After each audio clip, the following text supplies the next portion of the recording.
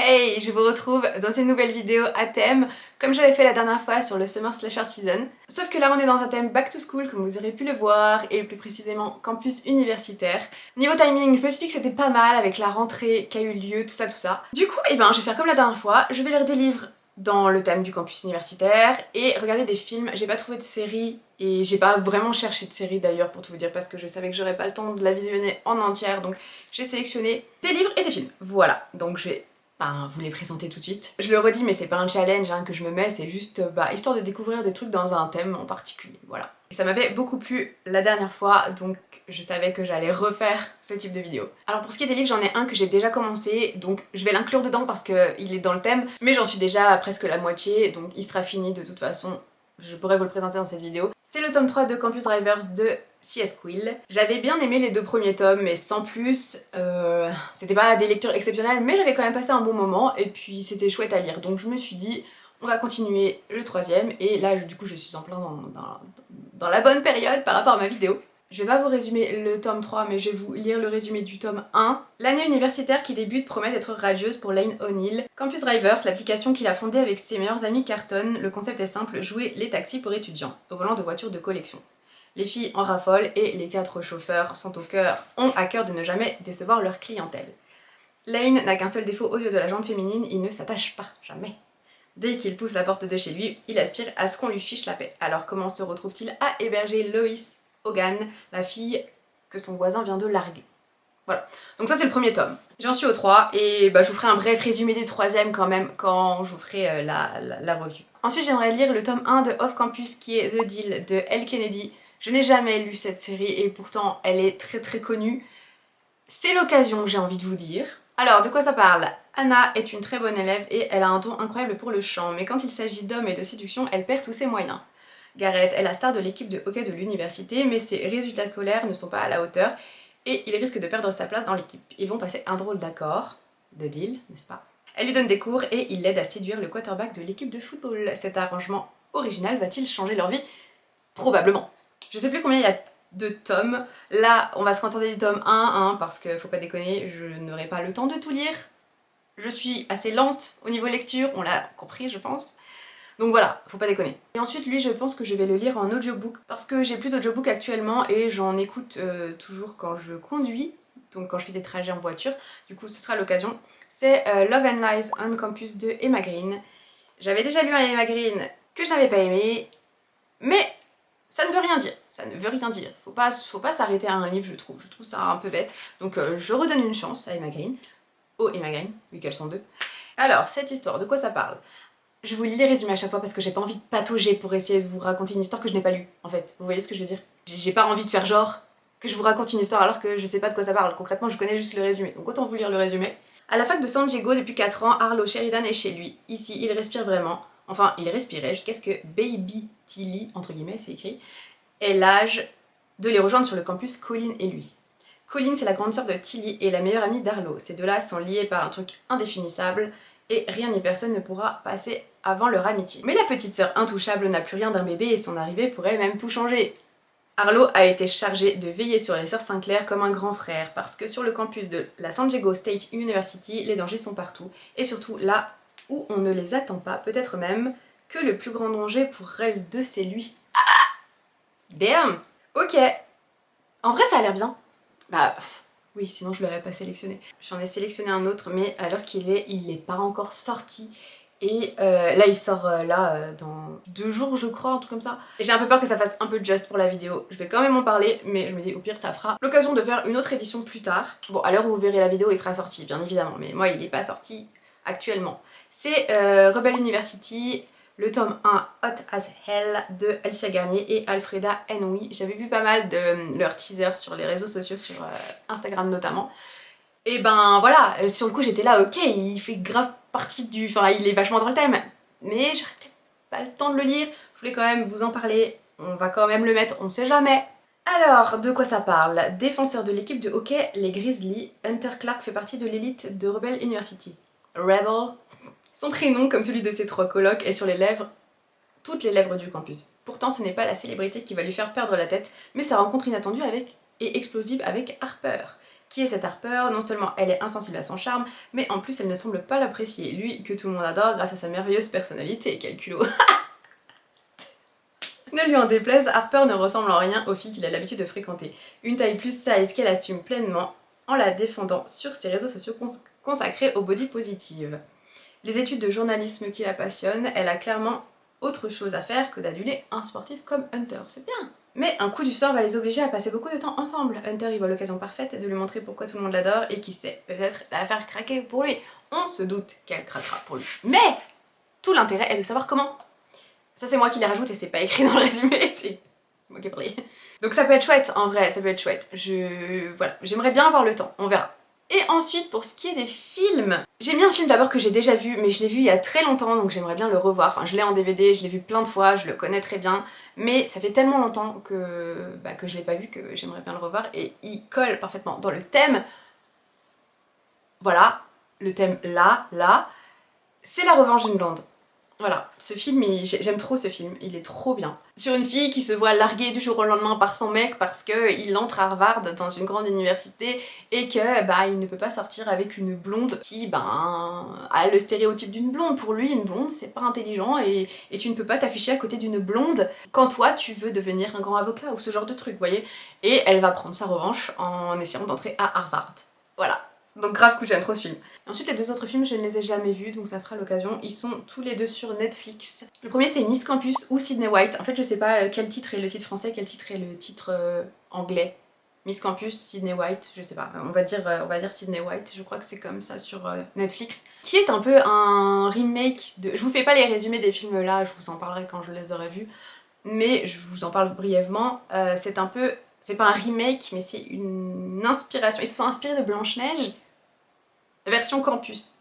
Mais c'est juste inspiré, vous voyez, la sorcière ce sera une nana qui va un peu persécuter Sydney qui est Blanche-Neige, il va y avoir un prince, il va y avoir des gars un peu nerds qui sont un peu les 7 nains, enfin ce genre de trucs. Voilà, donc ça va être bien, ça va être sympa, ça va être frais, on va dire. Ensuite un autre film que j'ai vu mais complètement par hasard, je sais même plus comment, et j'ai vu que ça se passait sur un campus universitaire, je me suis dit vas-y trop bien. C'est Des étoiles plein les yeux, c'est avec Katie Holmes et je sais plus qui. Le gars qui jouait Batman là dans un des tout premiers Batman, qui ressemble un peu à Julien Lepers, voyez ou pas? Et en fait on va suivre la fille du président qui va rentrer à l'université. Globalement. Voilà. Donc très bien, un bon petit programme, j'ai très hâte de tout ça et puis j'espère que ça va vous plaire et que les vidéos comme ça vous plaisent. D'ailleurs si ça vous plaît n'hésitez pas à mettre un petit pouce pour m'encourager et ça me fera super plaisir. Et on continue tout de suite, on passe à la suite. Bon, je sors de la douche, hein, ce qui explique mon look très approximatif pour le moment. Je vais prendre mon petit déjeuner. Et en prenant mon petit déjeuner, je vais regarder, c'est quoi, c'est Sydney White, Miss Campus Sydney White, qui est sur Netflix, et puis voilà, on va voir ce que ça donne. Et on va voir ce que ça donne mon petit déj aussi, parce que j'ai tenté un truc, enfin, je fais un bowl cake assez régulièrement, et là j'ai tenté ce bowl cake au four, parce que j'ai trouvé la recette au four, je me suis dit, vas-y, ça se trouve, ça va changer un peu le goût et la texture et le machin. Sauf que je n'avais pas de plat adapté au four qui puisse contenir l'équivalent d'un bol en fait. Donc je me suis démerdée avec mon moule à cake, enfin je vais vous montrer, c'est la cata, mais ce sera certainement bon parce que le visuel au final on s'en fout, n'est-ce pas? Du coup voilà, je me suis débrouillée un peu comme j'ai pu. Je sais pas si... Oh c'est chaud. Je sais pas si je vais y démouler ou si je vais manger directement dans là-dedans. Enfin bon, on n'est pas là pour un petit déjeuner à la base, on est là pour un film, n'est-ce pas? Donc voilà, je vais m'installer et je vais lancer le film et je vais vous dire ce qu'il en est, et bien après.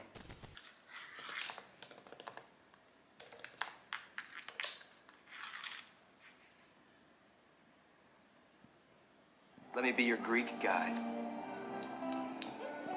Each house has a reputation.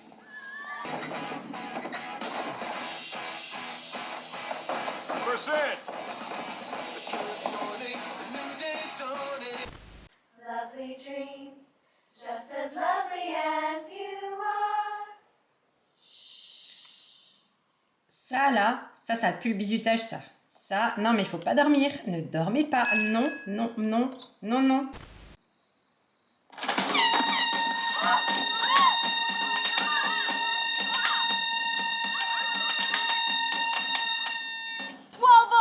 Welcome to hell, skanks. Over the next week, we'll be conducting what I like to call Pledge Enlightenment. We're not allowed to call it hazing after what happened to Susie. I found a way for you to get the vortex repaired. We're signing you up to run for student council. All 7 of you.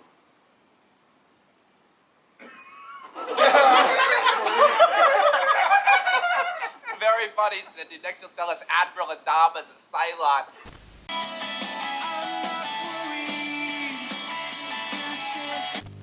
Ok, je viens de finir le film.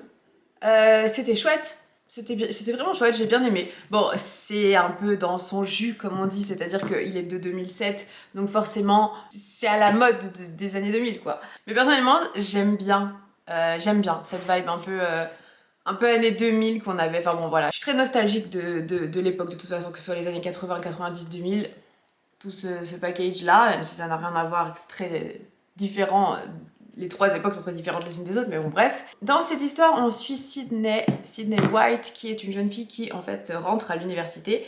Et sa mère est décédée il y a 9 ans. Et elle faisait partie de la fraternité des Kappa. Et du coup, elle décide d'entrer dans cette fraternité. Sororité, plutôt. Oui, sororité. Et en tant que héritière, parce que en fait comme sa mère faisait partie de ça, en fait elle a un peu un passe-droit, mais il faut quand même qu'elle réussisse des épreuves. Et il y a la présidente qui va lui mettre la présidente de la sororité, hein, qui va lui mettre des bâtons dans les roues parce que elle ne peut pas la blairer pour diverses raisons que je tairai, parce que c'est pas le but de vous spoiler. Ce qui fait que Sydney se retrouve à aller vivre dans un... Ils appellent ça le Vortex, c'est en fait une maison qui est dans le quartier des fraternités et tout, mais il fait pas du tout partie des fraternités, c'est un peu les reclus, ceux qui ne savaient pas où aller. Donc dans ce Vortex, il y a 7 gars, et eh bien ensemble ils vont essayer de sauver ce fameux Vortex. Voilà, en gros, je vais pas vous en dire plus. Et en fait, c'est un peu une inspiration de Blanche-Neige et les 7 nains, mais façon campus, en fait. C'est-à-dire que on a Sydney, qui s'appelle Sydney White, donc qui est Blanche-Neige. On a les 7 un peu geeks, ringards, comme ils appellent ça, parce qu'à l'époque, vous voyez, c'était mal vu. Tu kiffais le Seigneur des Anneaux, tu kiffais ce genre de truc. T'étais considéré comme un dork, comme ils disaient. Et il y a le prince, bien entendu, donc le love interest. Il y a la méchante reine, qui est du coup la présidente. Voilà, tout un tas de trucs. Le fait que Sydney s'endort, ne se réveille pas d'une manière aussi assez intéressante. Bon, le baiser du prince, qui la réveille, on repassera à le fait elle dort, il l'embrasse. Non, mais bon, hein, ça c'est encore autre chose, c'est un autre débat. Mais en soi, c'est pas le film du siècle, c'était pas le film de la décennie des années 2000, mais il était sympa. N'empêche, j'ai dit film léger, mais ils ont quand même réussi à mettre des belles valeurs dedans, je trouve. Ils dénoncent plus ou moins, parce que c'est pas un film politique non plus, faut pas déconner, mais les inégalités, voilà, les élitistes qui sont toujours placés au sommet, qui sont toujours favorisés, ce genre de trucs, ça a été plutôt bien amené dans le contexte, et ça m'a bien plu, en tout cas. Oh, patoune.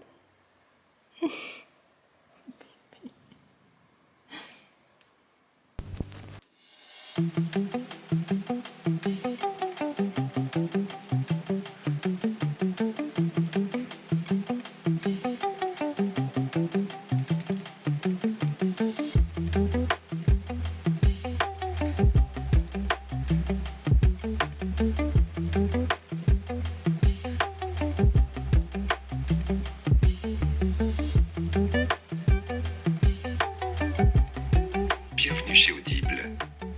Nous vous souhaitons une bonne écoute. Hey, je vous fais un petit update puisque j'ai terminé le tome 3 de Campus Drivers. Il n'y avait pas trop de suspense, c'était un peu évident vu ce qui me restait à lire. Et ben en fait, je pense que c'est mon tome préféré des 3. Les 2 premiers, je crois que je vous en avais déjà parlé dans une ancienne vidéo. J'avais bien aimé, mais sans plus, ça n'avait pas été un truc de ouf, mais j'avais quand même passé un bon moment, donc c'est pour ça que j'ai voulu continuer, puis ça se lit très bien, on va dire. Mais le tome 3, je sais pas, l'histoire, elle m'a vachement plus hypée. Voilà, dans le tome 3 on suit Lewis, je sais pas comment vous voulez prononcer, Lewis, en bref. Et ça va être à son tour de rencontrer une fille. Le mec n'a pas du tout envie de se mettre en couple, pour lui les petites copines c'est une perte de temps, voilà. Il est à fond dans son truc de basket, et bien sûr son activité de campus driver. Et étant donné qu'en fait ils arrivent à la fin de leurs années d'études, il faut trouver une relève pour les campus drivers pour qu'en fait il y ait d'autres qui reprennent l'application derrière, etc. Et il y a une nana que ses amis repèrent sur le campus qui possède une Pontiac Firebird, une voiture donc voilà, qui correspondrait totalement au campus drivers. Donc en fait, il mandate Louis pour aller lui parler. Louis n'est pas du tout pour le truc parce qu'il veut pas que ce soit une fille, enfin voilà. Ça démarre du très mauvais pied, mais on va les suivre tous les deux dans ce tome. Et comme je dis, je pense que c'est mon tome préféré dans le sens où j'ai trouvé qu'il y avait quand même un peu plus d'enjeux que les deux précédents. J'ai bien aimé la construction de la relation, mais il y a un truc quand même qui m'a un peu dérangée, c'est-à-dire qu'en fait, le personnage de Amy, donc la fille, j'ai eu une relation un peu amour-haine avec elle, c'est-à-dire que je l'ai bien aimée, je l'ai vraiment bien aimée, c'est un personnage féminin qui change de ce qu'on a l'habitude de voir, dans le sens où elle est très badass, elle est très rentre-dedans, faut pas la faire chier, ce genre de truc. On voit déjà un peu ça avec Carrie dans le tome précédent, mais c'est encore complètement différent, ça n'a rien à voir. Le truc qui m'a dérangée avec Amy, c'est que la violence, ça suffit, tu sais. Genre, à un moment donné, la violence ne résout pas tout. Et vous voyez le stéréotype du mec qui a besoin d'aller taper dans un mur, genre quand ça va pas, il faut qu'il aille taper dans un mur, le gars qui va « Ah non, tu m'as obligé à faire ça, à faire un trou dans le mur là, voyez le stéréotype là que je ne peux pas blairer ?» Amy, c'est ça. En meuf. Et je suis désolée, mais c'est pas parce que c'est une fille que je cautionne, donc en fait ça m'a posé problème. De ce côté-là, j'ai cet aspect-là de son personnage, ça m'a dérangée. Mais ça m'a pas pour autant gâché la lecture, hein. C'est un tome que j'ai apprécié, et comme je vous disais, je crois que ça fait 3 fois que je le dis, c'est le tome que j'ai préféré. C'est pas pour autant un coup de cœur, je crois que je lui ai mis 3,5, un truc comme ça, alors que les autres leur avaient mis 3, un truc. C'est pas ouf, mais c'est quand même une bonne note pour moi. Donc ouais, j'ai bien apprécié et je lirai le tome 4 aussi. Je ne sais pas quand, ce sera pas dans cette vidéo, ce sera bien plus tard, mais ce sera le cas, voilà. Ah, et j'ai commencé Love and Lies on Campus sur Audible. Je vais pas vous en parler maintenant parce que j'aurais trop de trucs à dire. Mais je vous en reparle quand j'ai avancé un peu parce que là c'est trop tôt pour en parler. Mais je vous en reparle très très prochainement. Hey, nouveau jour, nouveau film. Aujourd'hui je vais regarder Des étoiles plein les yeux sur Netflix avec Katie Holmes. J'ai lu le résumé et ça m'a l'air très chouette. J'ai lu le résumé sur Netflix, hein, je n'ai pas fait l'erreur d'aller lire le résumé sur Wikipédia. On se rappelle à quel point ça spoil. Si vous voyez que le résumé sur Wikipédia fait cette taille-là, ne le lisez pas. 100% ça vous spoil. Donc je l'ai lu sur Netflix et ça m'a l'air très chouette. Donc je vais démarrer ça et je reviens vous en parler après.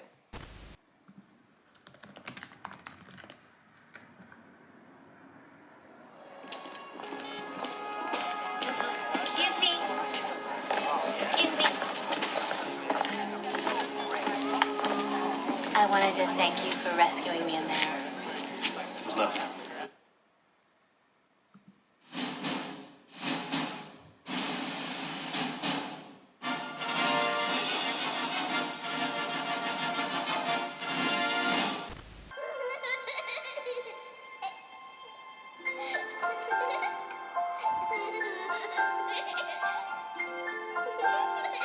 Once upon a time, there was a little girl. Just like any other little girl.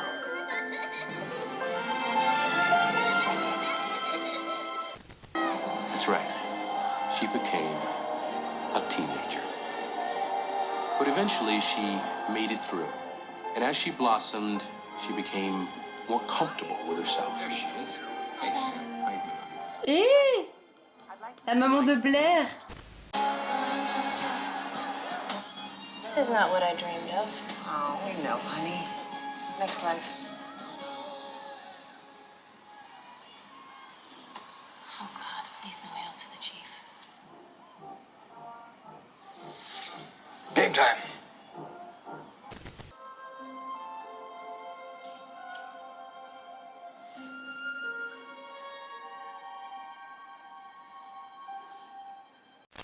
Il y a un plot twist, les gars. Il y a un plot twist, je n'y attendais absolument pas. Genre, le giga plot twist, ça donne un tournant à l'histoire. Oh là là, c'est trop bien. Ce plot twist là, il m'a... Ouh, oh, j'y retourne.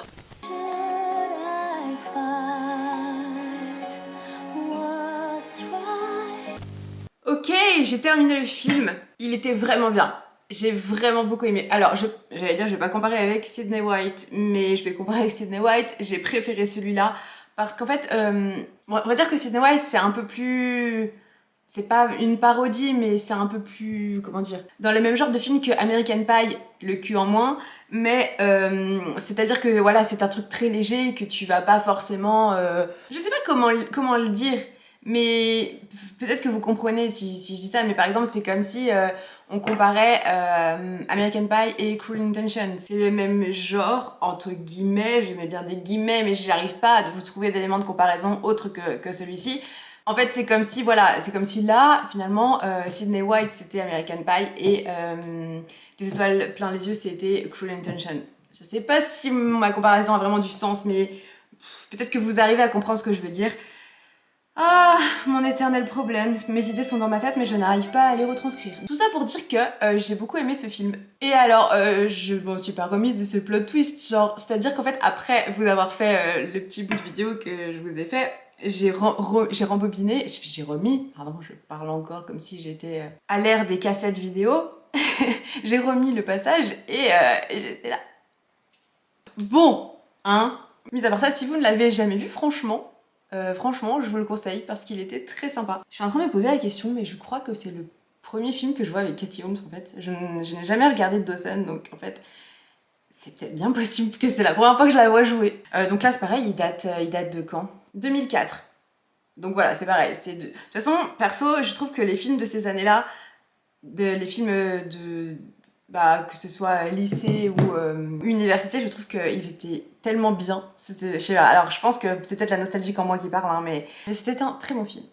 Et j'ai beaucoup aimé comme il se termine aussi. Je peux pas trop vous en dire, mais c'était vraiment chouette. Mais en vrai, je suis contente de ces séries de vidéos que je fais parce que finalement ça me fait découvrir des films que je n'ai pas forcément vus, ou redécouvrir des films d'ailleurs que j'ai pas vus depuis longtemps. J'ai surtout survécu à un long dîner de Thanksgiving chez les Sinclair et au trio infernal Colin, Tilly et moi réunis en même temps, au même endroit.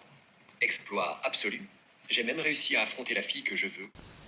Hey, j'ai fini Love and Lies on Campus de Emma Green. Je voulais à la base vous refaire des plans où je vous en parle, mais au final j'ai pas eu vraiment le temps ni rien. J'ai pas pris le temps surtout. J'avais déjà lu un livre des Emma Green, c'était La vie en vrai, et je n'avais pas aimé ce livre. Je l'avais même abandonné genre à 60 et quelques %. C'est pas parce que tu n'aimes pas un livre d'un auteur, d'une autrice, et là en l'occurrence de deux autrices, que tu n'apprécieras pas ces autres livres. Donc je n'ai pas fermé la porte à Love and Lies on Campus, c'est pour ça que je l'ai lu. Mais ça ne s'est pas soldé sur un avis très positif de ma part. Je suis complètement... en fait je suis très déçue parce que y a tellement de bons avis sur les Emma Green que je comprends pas pourquoi ça fait pas avec moi, mais ça fait pas avec moi. Ça arrive, on ne peut pas avoir les mêmes goûts que tout le monde, c'est comme ça. Et là c'est le cas pour le coup. En fait ce qui se passe avec ce livre, et c'est le même problème aussi que j'avais rencontré avec La vie en vrai, même si La vie en vrai il y avait d'autres trucs qui ont fait que je n'aimais pas, et voilà. Là on va dire que l'histoire en elle-même, elle est bien, mais je suis restée extérieure, j'ai pas réussi à m'attacher aux personnages, et je pense que c'était vraiment la force du bouquin. C'était les personnages, et si tu ne t'attachais pas aux personnages, c'était foutu. Parce que y a un truc poignant qui se passe, il se passe quand même voilà, c'est assez hardcore. J'ai pas aimé comment la relation, elle était amenée. En fait, voilà, Tilly et Arlo se connaissent depuis 1000 ans, là. Ça a toujours été Baby Tilly, il n'a jamais été attiré par elle, et il l'a pas vue depuis 2 ans, et ça y est, à la rentrée, waouh, la bombe que c'est devenu. Oh mon dieu, je ne peux plus détourner mes yeux d'elle et tout. Alors c'est pas ça le problème, parce que voilà, le coup de foudre, tout ça, y a pas de problème. Mais j'ai l'impression que les autrices ont un problème avec le il et le elle. En fait, tout le long du bouquin, elles utilisent tout un tas d'adjectifs pour ne pas mettre il. Ça m'a fait péter des câbles, je vous jure, j'en pouvais plus. Le garçon qui m'est interdit, le garçon que j'aime mais que je ne peux pas avoir, le garçon brun aux yeux verts, pour toujours décrire la même personne, hein, toujours Arlo. Hein. Oh, puis Arlo quand il décrivait Tilly. Sa bouche pulpeuse. On a compris qu'elle avait une bouche pulpeuse, d'accord? On a compris! Je crois qu'il n'y a jamais eu sa bouche tout court. Il y a toujours eu sa bouche pulpeuse. Franchement, si vous n'avez pas compris que sa bouche était pulpeuse, relisez le livre. La fille aux formes qui me font chavirer, je sais pas pourquoi, mais moi ça me dérange. Je sais pas, c'est peut-être que moi j'ai peut-être un problème avec ça, mais ça me dérange. Mais des ils, mais des elles, je sais pas, c'est pas grave. Donc du coup, en fait, je pense que ça m'a dérangée, et j'ai pas réussi à rentrer dans le truc complètement. Je l'ai écouté jusqu'à la fin, c'était un audiobook. l'histoire, comme je vous disais, l'histoire en elle-même, c'est intéressant, mais ça m'a pas intéressée. C'est intéressant, mais ça m'a pas intéressée, parce que j'ai pas réussi à me mettre dedans. Il y a des personnages que j'ai bien aimés, malgré tout. Le frère, notamment, Jay, qui est très sympathique. J'ai bien aimé l'évolution qu'il y a avec Harlow, justement. C'était bien fait. Mais ça l'a pas fait pour moi, en fait. Ouais, je suis un peu déçue. Je suis un peu déçue parce que, en fait, il y a plusieurs livres d'Emma Green que j'aimerais tenter, que j'aimerais lire parce qu'il y a des sujets qui sont intéressants, elles abordent toujours des sujets intéressants. Mais du coup, maintenant, je flippe quoi, parce que sur le coup, je m'étais dit, ouais, la vie en vrai, ok, bon bah, t'as pas aimé, c'est pas grave, on va essayer celui-là, mais c'était le même délire. Après, honnêtement, si ce genre de truc ne vous dérange pas, bah écoutez, lisez-le. Franchement, il y a une petite, je vais pas dire une enquête policière, mais il y a un petit suspense autour d'un sujet. Ça peut être une bonne histoire, mais c'est pas pour moi, c'était pas pour moi. Je mise beaucoup d'espoir sur The Deal. Et je vais aller le commencer incessamment sous peu, si ce n'est là.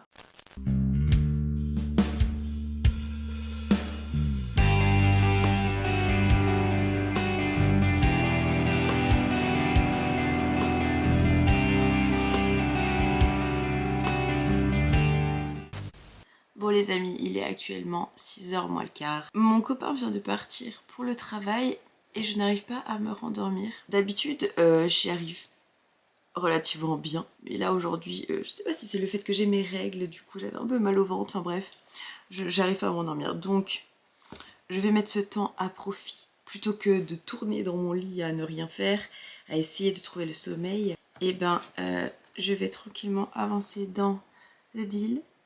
J'en suis à combien de pourcents? On n'y voit pas grand chose. Je sais, la lumière est clairement jaune parce que j'ai allumé juste la guirlande. J'en suis à 39%. Ça me plaît bien. Honnêtement, je suis bien dedans. Je le lis lentement, mais après la déception que j'ai eue pour Love and Lies on Campus, franchement, ça me fait du bien de lire un truc où je ne lève pas les yeux au ciel toutes les 3 secondes. Ça fait du bien. Voilà. J'aime bien Anna, elle est chouette comme fille. Et puis Gareth, ma foi... j'ai envie de dire fidèle à lui-même, tu sais, en mode je le connais alors qu'en fait non, mais... ouais, non, c'est une histoire qui me plaît.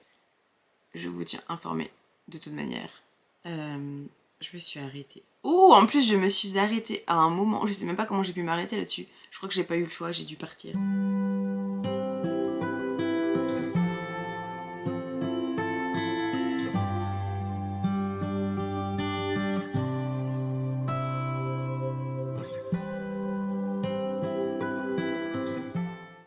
Bon, je n'ai pas eu le temps de terminer The Deal, j'ai fait trop de trucs ce week-end, je pensais que j'aurais le temps et en fait non. Mais c'est pas grave, je ferai mon avis final dans la prochaine vidéo du coup. J'en suis actuellement à 59% et je vous ai déjà dit précédemment que j'aimais bien et je continue sur ma lancée en disant que je suis agréablement surprise dans le sens où je me disais, j'espérais que j'allais aimer. Wouh, wouh, wouh.